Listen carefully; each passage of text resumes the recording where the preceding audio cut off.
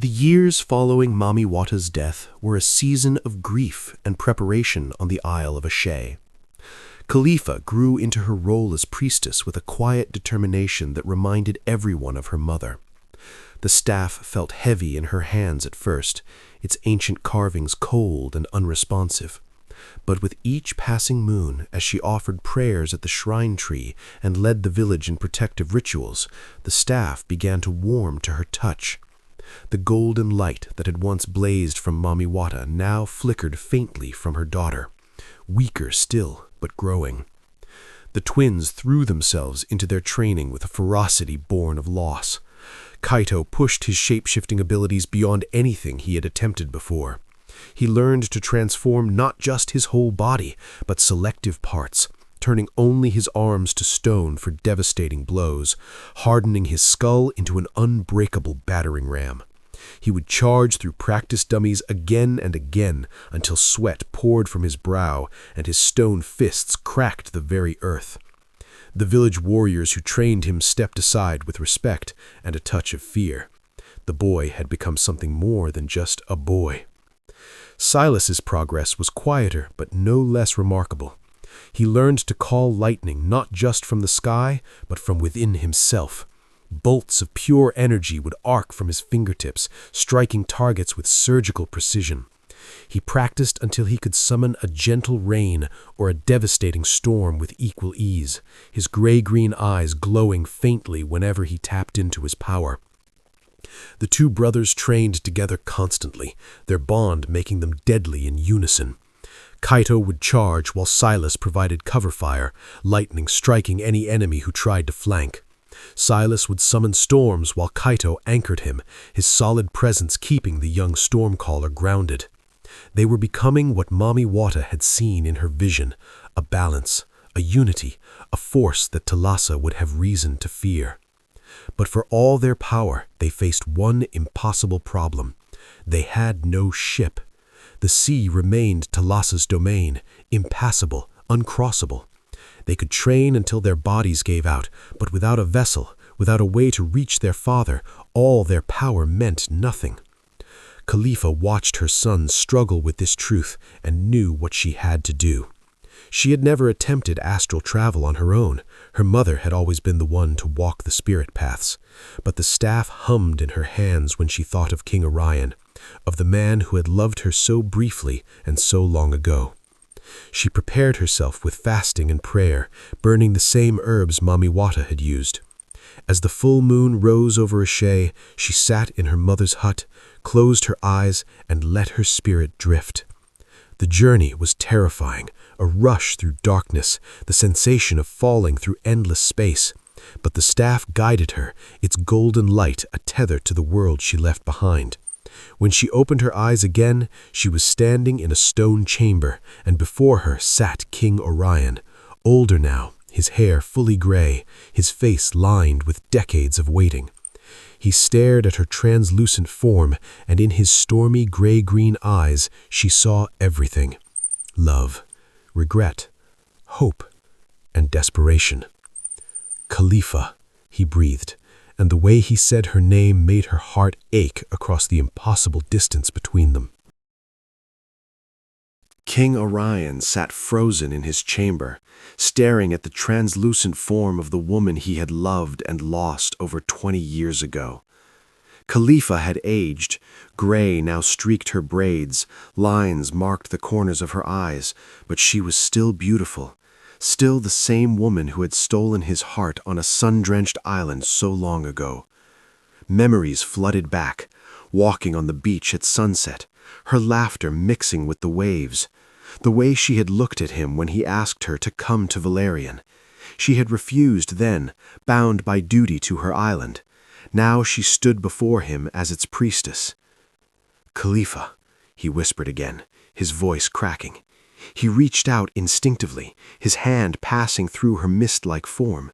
She smiled, a sad, knowing smile that held years of separation. "Orion, you have aged." He laughed bitterly. "Grief does that to a man. Waiting does that. Hoping." He gestured at the wine bottle on his table, the empty goblet. I have not handled it well. Khalifa's form flickered, but her voice remained steady. Your sons need you, not your despair, your strength. She told him everything, of the twins' powers, their training, their readiness. She told him of Mami Wata's death at Thalassa's hands and the fire that now burned in her sons' hearts. She told them they were ready to sail, but they had no ship. Orion listened, his mind racing. For years he had felt useless, a king without a purpose. Now, suddenly, he had one. I will get them a ship, he said, his voice firming with resolve. I will get them men, whatever they need. Khalifa shook her head slowly. It is not that simple. Thalassa watches the sea. Any ship that sails from Valerian will be destroyed, as your fleet was destroyed. Orion's jaw tightened. Then I will find a way they do not expect. Smugglers, pirates, men who know how to move unseen. He paused, and his eyes met hers with an intensity that burned across the years. But there is something else, something I want more than anything. Khalifa already knew what he would say. She saw it in his eyes, the same desperate hope she had seen on the deck of the Dawn Chaser 2 decades ago. I want to sail with them, Orion said. I want to see my sons. I want to fight beside them. I cannot sit here in this stone cage while they face Thalassa alone. Khalifa's expression grew troubled. You cannot. The curse.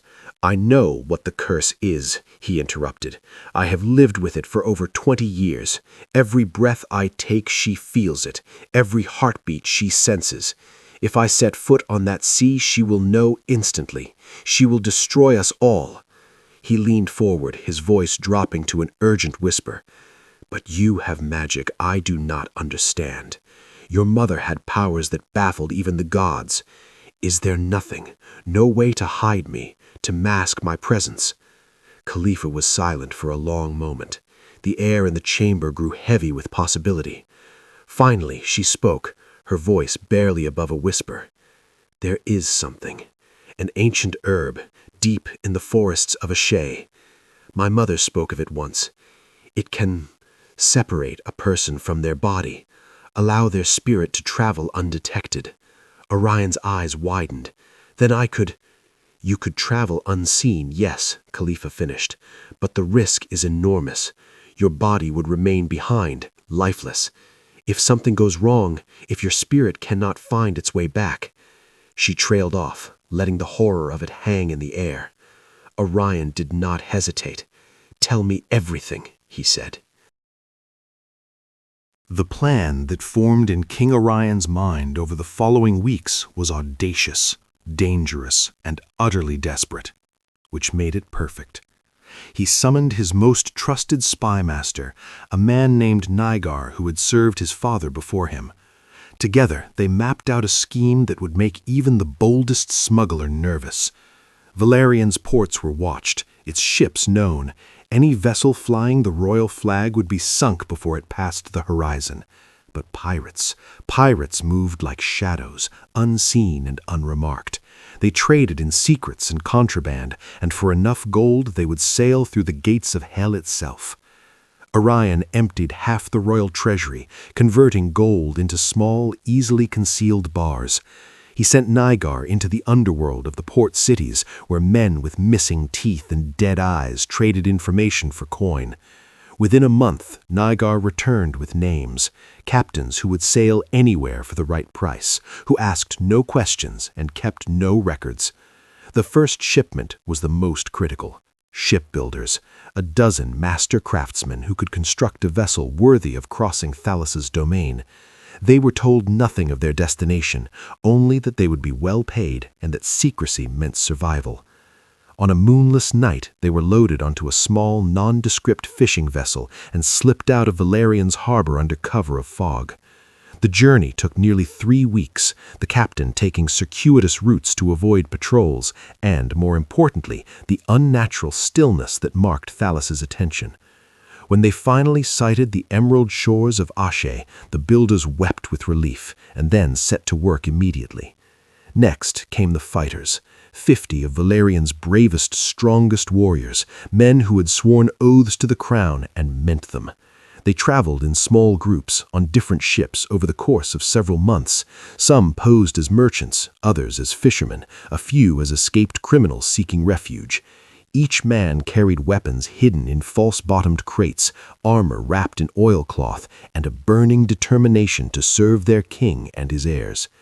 Khalifa received each shipment personally, guiding the newcomers to hidden clearings deep in the jungle where the ship was taking shape. The builders worked with astonishing speed, felling ancient trees and shaping them with tools smuggled in pieces. The vessel they constructed was not large. She needed to be fast and maneuverable, not a warship for battle, but a transport for a small crew.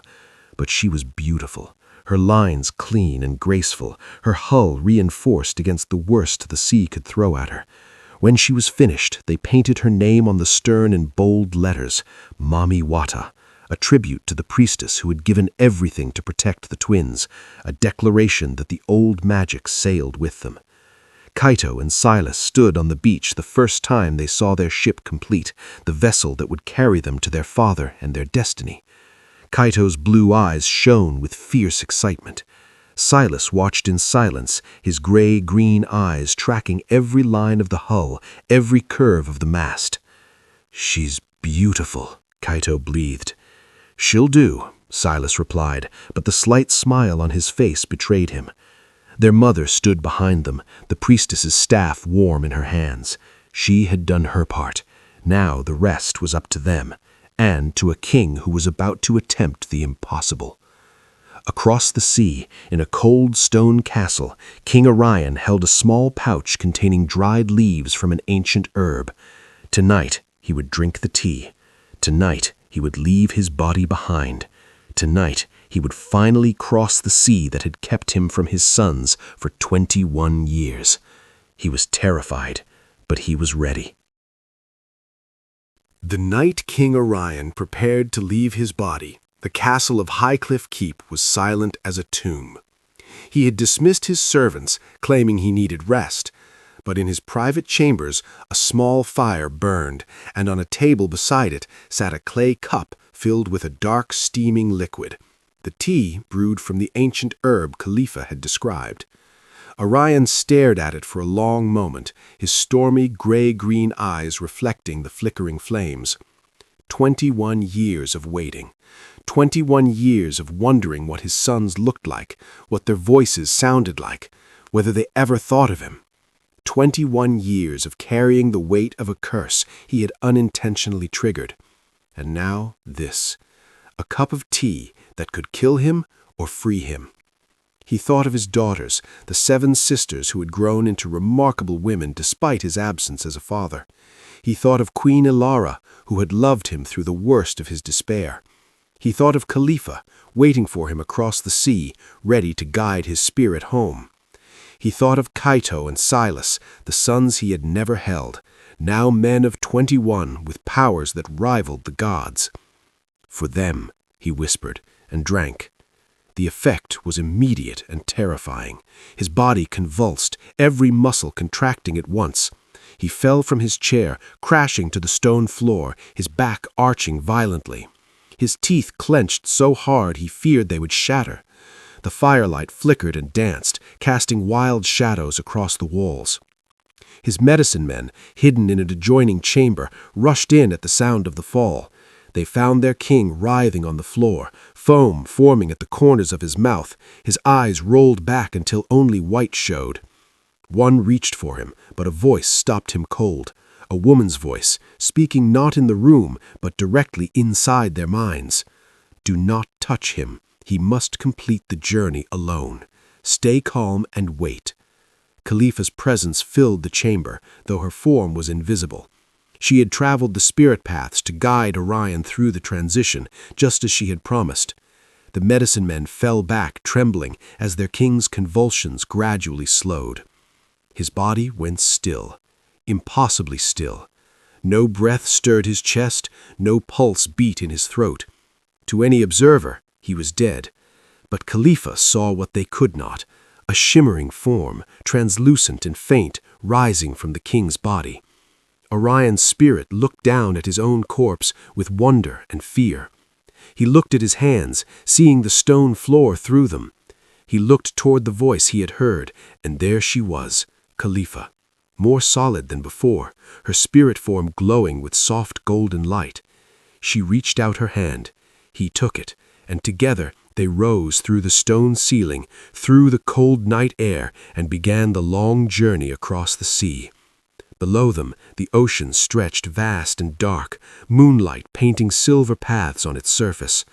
Orion felt the pull of it, the ancient hunger of Thalas's domain. But he was spirit now, beyond her reach, invisible to her senses. He looked down at the water, and for the first time in 21 years, felt no fear. Khalifa's hand tightened on his. "Do not look too long," she warned. "She may not see you, but she can feel attention." They flew onward, leaving Valerion behind, racing toward the Emerald Isle where two young men waited, unaware that their father was finally coming home. Behind them, in a cold stone chamber, a king's body lay in a crate, surrounded by armed guards, beginning its own secret journey across the sea. 15 days. That was how long it took for the crate containing King Orion's lifeless body to cross the sea from Valerion to Ashe.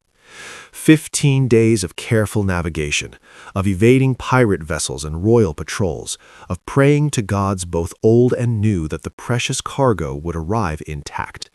The swordsmen who guarded the crate never slept soundly, always alert for bandits who might mistake the heavy box for treasure. They had no idea they guarded a king's corpse, or rather, a king's empty shell, waiting for its spirit to return. On the Isle of Ashe, Khalifa prepared for the ritual that would bring Orion back. She chose the night of the full moon, when the veil between worlds thinned and spirits moved more freely.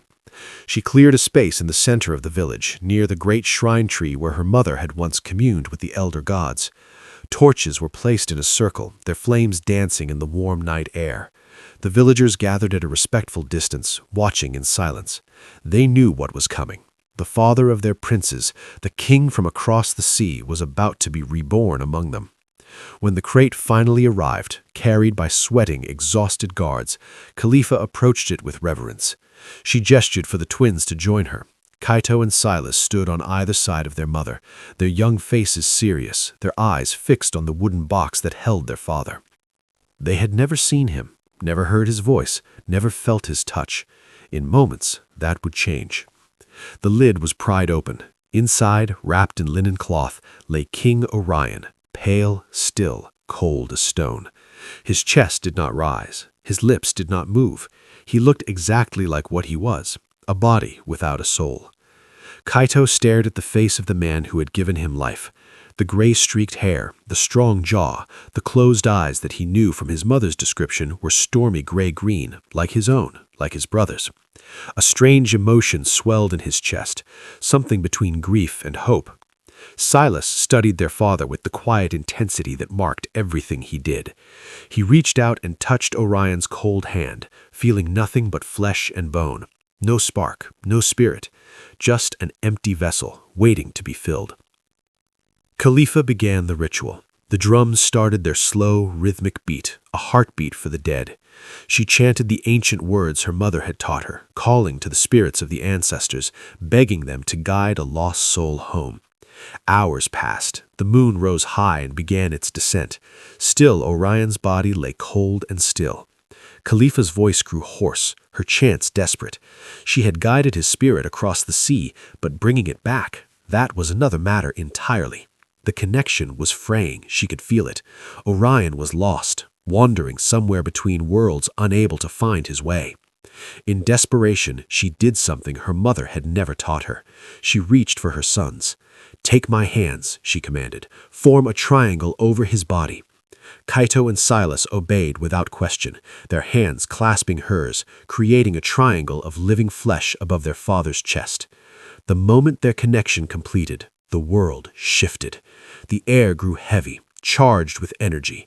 The winds began to rush, swirling around them in tightening circles. Above their heads, the clouds began to move, not drifting, but spinning, forming a perfect vortex directly over the triangle. Silas's eyes blazed, lightning sparking in their depths without his conscious will. Kaito's blue eyes glowed with an otherworldly light, his power responding to the pull. Khalifa's hair lifted from her shoulders, defying gravity, her priestess's staff blazing with golden fire. The villagers gasped and fell to their knees. The vortex spun faster, faster, until, with a sound like thunder, a stream of cool mist descended from the clouds. It flowed downward, guided by the triangle of their joined hands, and entered Orion's body through his navel. The king's back arched. His eyes flew open. He gasped, a terrible, desperate sound, and sucked in his first breath in 15 days. King Orion's eyes opened to a world he had not expected to see again. The first thing he registered was pain, a deep, aching throb throughout his entire body, as if every muscle had been stretched and wrung out. The second thing was light, golden and warm, flickering from torches that surrounded him. The third thing was a face hovering above his own, and it was the most beautiful face he had ever seen. Khalifa. She was older now, her braids streaked with gray, lines etched around her eyes.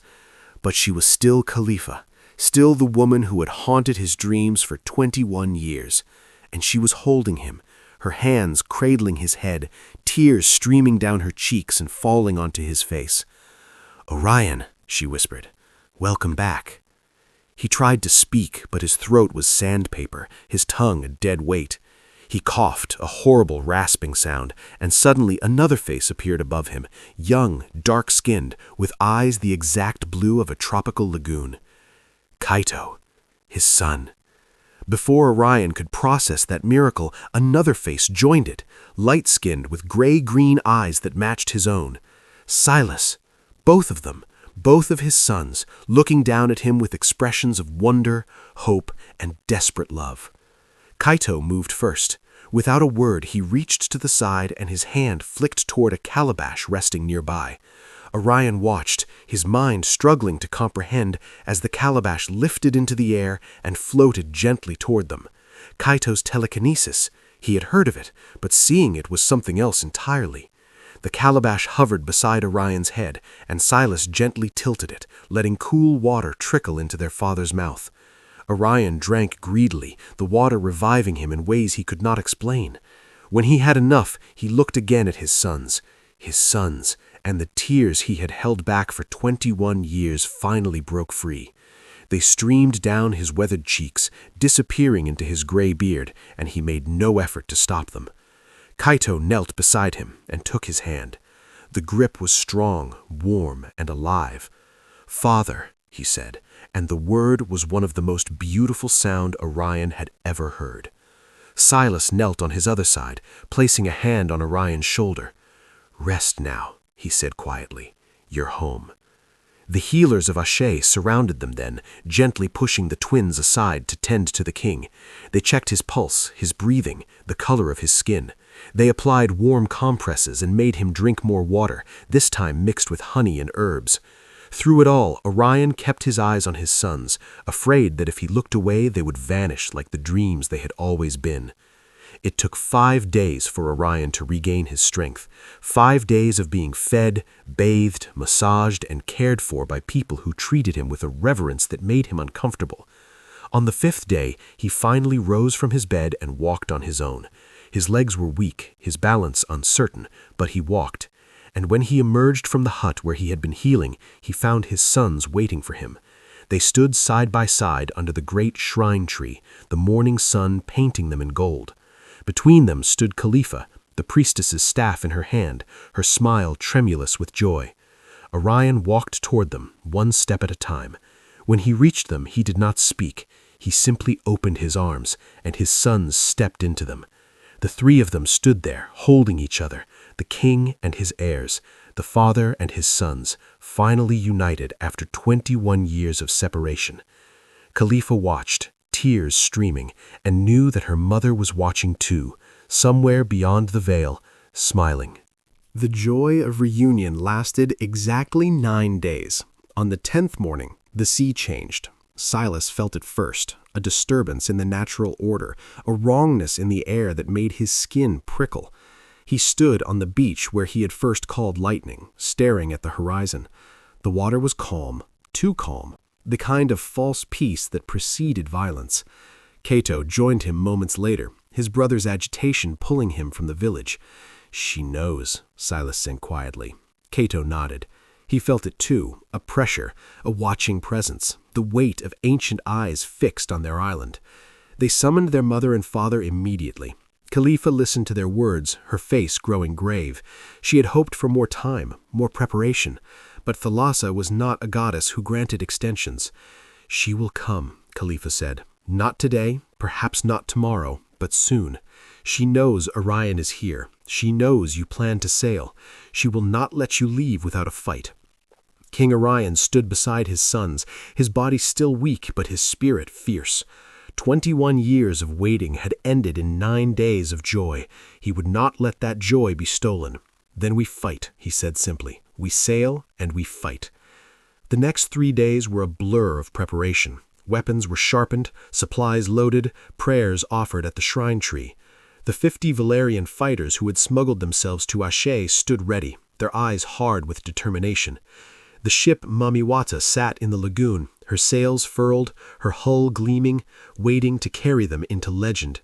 On the 3rd night, Khalifa performed a final ritual. She called upon the elder gods, the same ancient powers her mother had consulted during the eclipse. She asked for protection, for guidance, for the strength to face what was coming.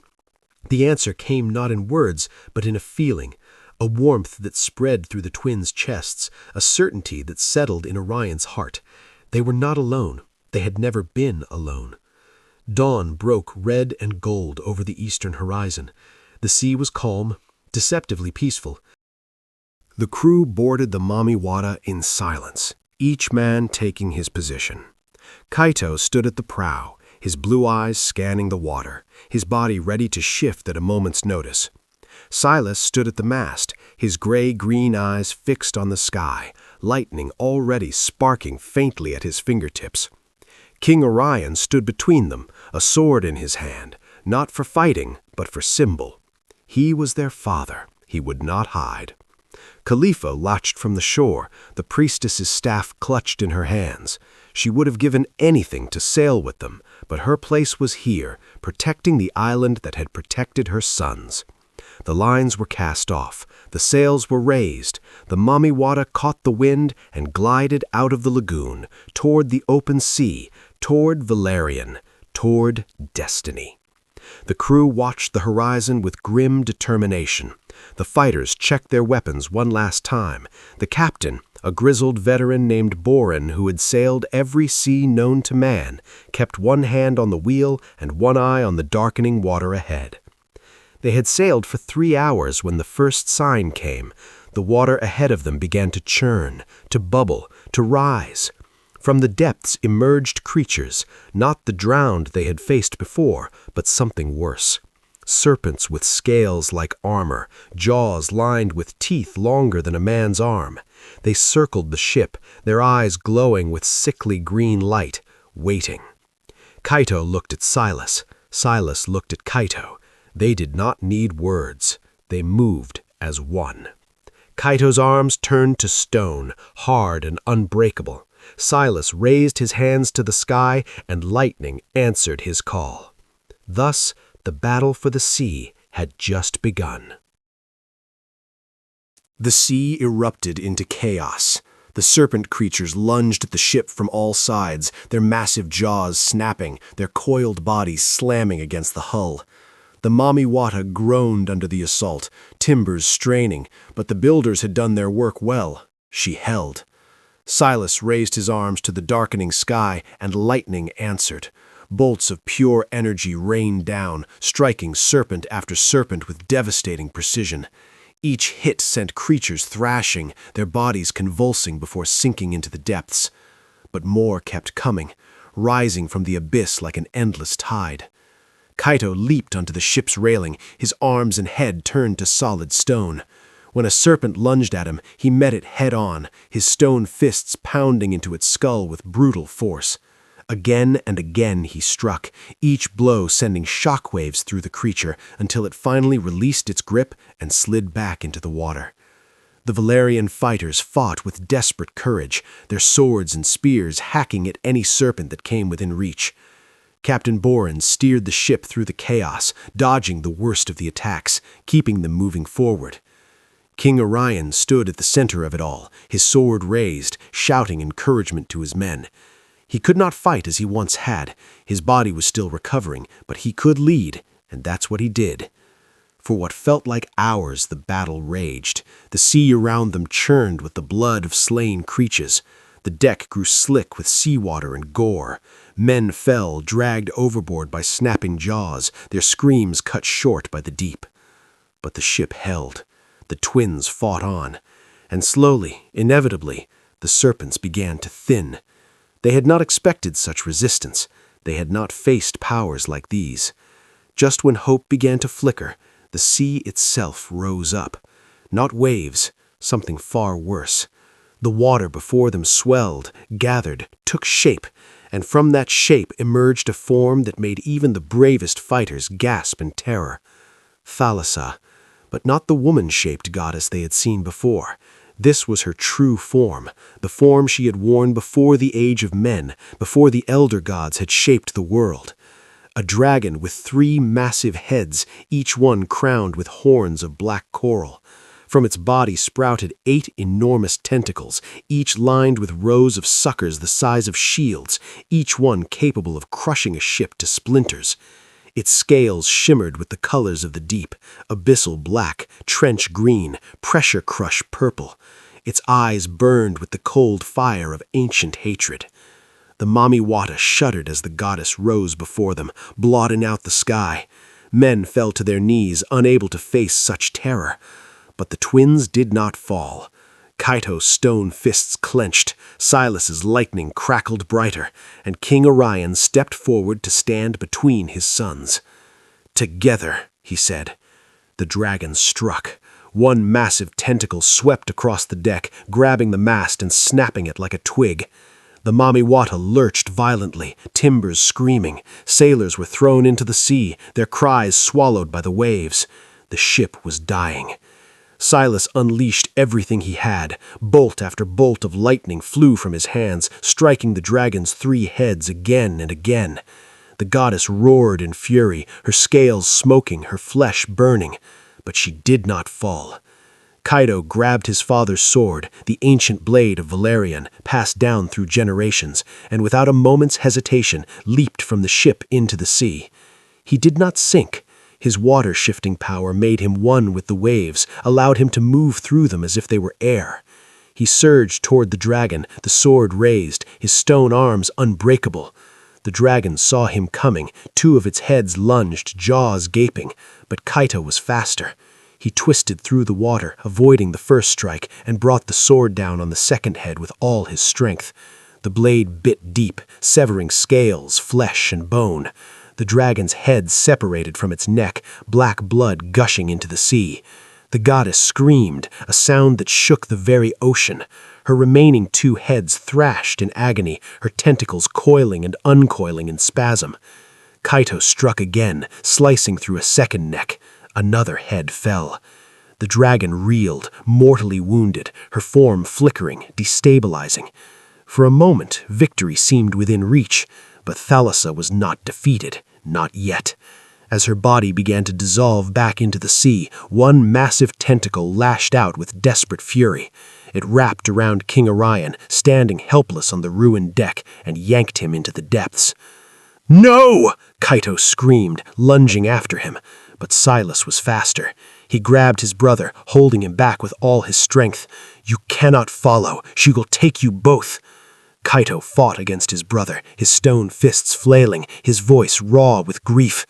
"Father! Father!" But the sea was calm now. The dragon was gone. And so was the king.